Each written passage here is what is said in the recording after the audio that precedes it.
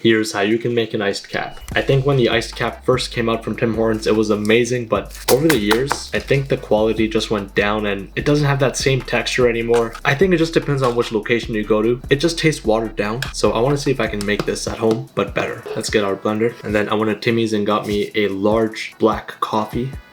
I honestly don't even like coffee, but I do like an iced cap. And then to that, we're going to add some brown sugar and a splash of vanilla. That was a bit too much. And now we can add some cream. I don't have any cream, so I just got some from Timmy's. 4 packets, maybe 5. And lastly, just a whole bunch of ice.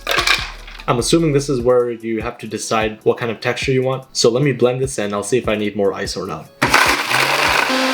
Way too thin. Okay, let me pour some out. Actually, it's not that bad, but it can get thicker. And I'll add more ice. Coffee, maybe a bit more brown sugar. Are you done? No, I'm making an iced cap. How?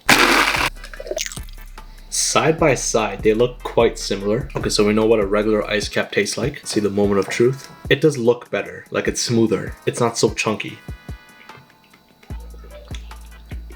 Okay, that's actually not bad. It's not as sweet because I guess I didn't add more brown sugar. It is more coffee because I added more coffee. So you can just play with the ratio. See if you want more coffee or if you want it sweeter. But this is not bad. I actually like the texture better. I don't know what they're using in Timmy's because the texture is always like this, chunky. And like half of the ice floats up to the top, all the liquid goes to the bottom. At least with this, it's smooth. So I guess maybe Timmy's just needs to upgrade their blenders and we can get the old iced cap back. But yeah, that's pretty much it.